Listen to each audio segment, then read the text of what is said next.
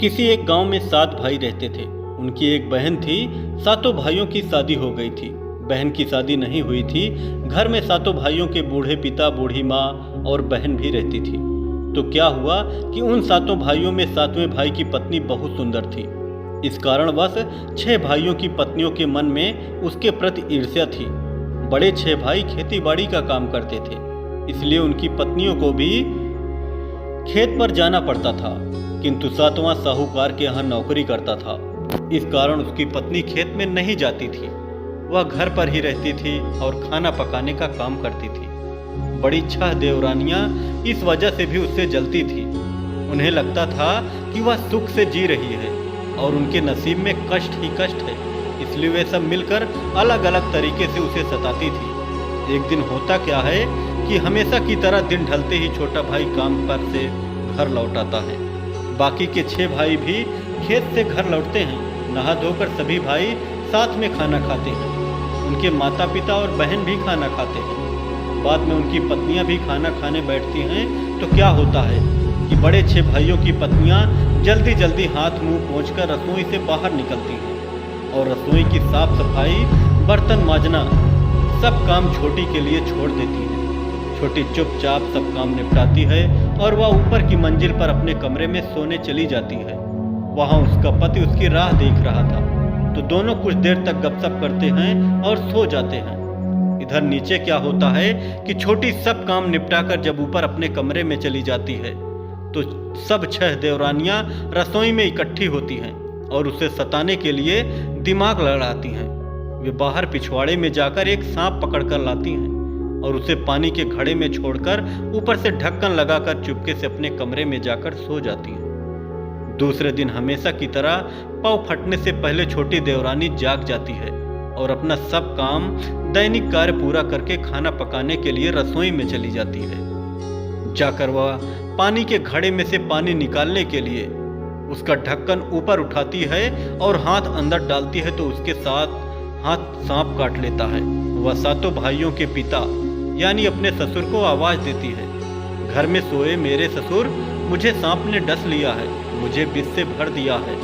ससुर जवाब देता है, घर मकान है चिरे बंदी, दहलीज बनाई है पाषाणी, कहाँ से लक्ष्मी कौन आया है री। ससुर का जवाब सुनकर वह सास को मदद के लिए पुकारती है, घर में सोए सासू मेरे, मुझे सांप ने डस लिया है, मुझे विष से भर दिया है। सास जवाब देती है, घर मकान है चिरे बंदी, दहलीज बनाई है पाषाणी, कहाँ से लक्ष्मी कौन आया री। सास का जवाब सुनकर वह एक एक करके सब देवर, जेठ जेठानी और देवरानियों की मदद के लिए पुकारती है। ननद को भी पुकारती है, लेकिन हर एक से वह वही जवाब पाती है। आखिर में वह अपने पति को पुकारती है, पलंग पर सोए पति मेरे, मुझे सांप ने डस लिया है, मुझे विष से भर दिया है। पत्नी की पुकार कानों में पड़ते ही पति हड़बड़ाकर जाग जाता है और दौड़कर रसोई में घुसता है।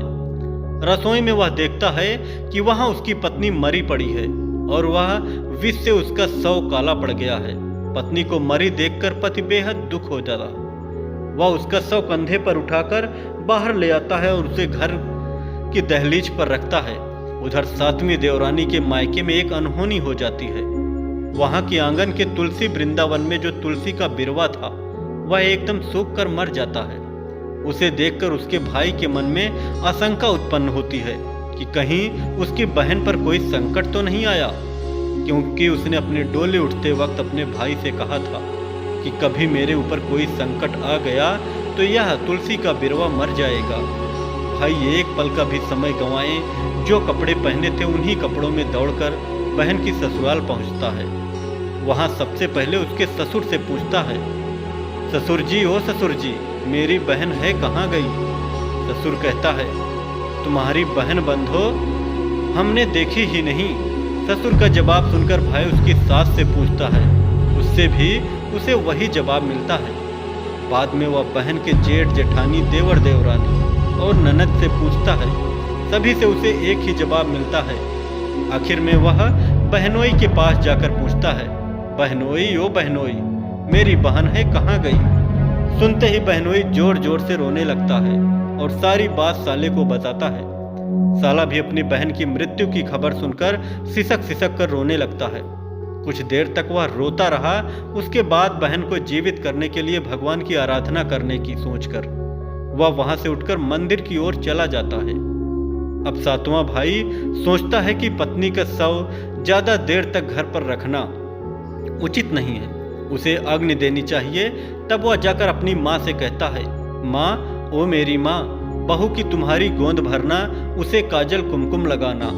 तो माँ तुरंत कहती है, मरी हुई तुम्हारी पत्नी को तुम ही काजल कुमकुम लगाना, मरी हुई तुम्हारी पत्नी की तुम ही गोंद भरना। मरी हुई अपनी पत्नी की गोंद भराई करने के लिए माँ तैयार नहीं है। यह देखकर वह बड़ी भाभी से कहता है कि वह उसकी रस्म को पूरी करे, लेकिन वह भी सास की तरह ही जवाब देती है। उसके बाद वह दूसरी भाभी से कहता है, उसने भी वैसा ही जवाब मिलता है। एक एक करके वह सभी भाभियों से विनती करता है, लेकिन कोई तैयार नहीं होता। अब घर में गोद भरने की रस्म पूरी करने के लिए और कोई सुहागन नहीं थी, इसलिए वह सोचता है कि स्वयं ही उस रस्म को पूरा करेगा। वहां से उठकर वह मंडी जाता है और साड़ियों की दुकान पर जाकर दुकानदार से कहता है, दुकानदार भाई, ओ दुकानदार भाई, मुझे देना एक जड़ी की साड़ी और चोली। दुकानदार पूछता है, इतनी रात गए, साज श्रृंगार की क्या हुई तुम्हें जरूरत?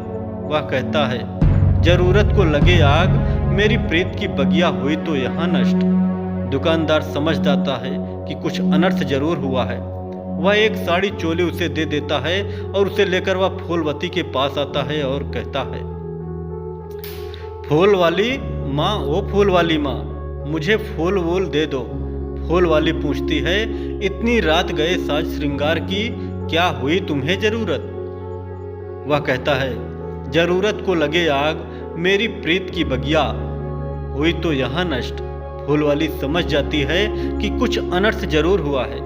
वह एक फूल की बेड़ी उसको दे देती है। उसे लेकर वह पड़ोसन के पास आता है। उससे कहता है, पड़ोसन भाभी, ओ पड़ोसन भाभी, मुझे काजल कुमकुम देना। पड़ोसन पूछती है, इतनी रात गए श्रृंगार की क्या हुई तुम्हें जरूरत? वह कहता है, जरूरत को लगे आग, मेरी प्रीत की बगिया हुई तो यहाँ नष्ट।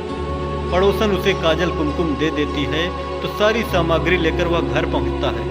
पत्नी के शव को नई साड़ी चोली पहनाता है, बालों पर फूल की बेड़ी लगाता है, काजल कुमकुम लगाता है और अपने पिता से कहता है, पिताजी, ओ मेरे पिताजी, तुम्हारी बहू की चिता रचना। तो पिताजी कहते हैं, मरी हुई तुम्हारी पत्नी की तुम ही अर्थी सजाना। पिताजी के ना कहने पर वह अपने बड़े भाई से कहता है, तो वह भी वैसा ही जवाब देता है। बाद में वह एक एक करके अपने सब भाइयों से कहता है, वे भी वैसा ही जवाब देते हैं। आखिर में वह रोता बिलखता पड़ोसियों के घर जाता है और उनसे कहता है, पड़ोसियों भाइयों, मेरी पत्नी की अर्थी सजाना। पड़ोसी उसकी पत्नी की अर्थी सजाने के लिए तैयार हो जाते हैं। तब वह चिता कहाँ रचाए यह पिताजी से पूछता है। पिताजी, ओ पिताजी, उसे कहाँ अग्नि दूं, उसे किस रास्ते बाहर निकालूं? पिता कहते हैं, उसे बाहर का रास्ता दिखाना, मरी हुई उस स्त्री को पिछले दरवाजे से ले जाना, मरी हुई उस स्त्री को सीमा के बाहर जला देना। पिताजी की बात सुनकर उसे बहुत दुख होता है। वह अपनी माँ से पूछता है, वह भी वैसा ही जवाब देती हैं। एक एक करके सब भाइयों से पूछता है, वे भी वैसा ही जवाब देते हैं। आखिर वह अपनी बहन से पूछता है, बहन, ओ मेरी बहना, उसे कहाँ अग्नि दूं, उसे किस रास्ते बाहर निकालूं? बहन कहती है, बंधुआ, ओ मेरे बंधुआ, उसे पिछवाड़े का दरवाजा मत दिखाना, उसे मुख्य द्वार से लेकर तुलसी वृंदावन के पास अग्नि देना। बहन की बात सुनकर वह पत्नी का शव उठाता है और मुख्य द्वार से बाहर निकालकर पड़ोसियों की सहायता से तुलसी वृंदावन के पास उसकी चिता रचाता है। तब उसका शाला वहां पहुंचता है। वह भगवान को प्रसन्न करके अपनी बहन को जीवित करने का वरदान प्राप्त कर चुका था। भगवान ने उसे वेद काठी, वेद की छड़ी दी थी। वह छड़ी अपनी बहन के मस्तिष्क के ऊपर घुमाता है तो तुरंत उसकी बहन यानी सातवीं देवरानी जीवित हो जाती है।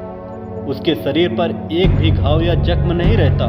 वह बिल्कुल पहले जैसी स्वस्थ दिखाई देती है। बहन को जीवित हुई देखकर भाई को बेहद खुशी होती है और पति भी बहुत खुश होता है।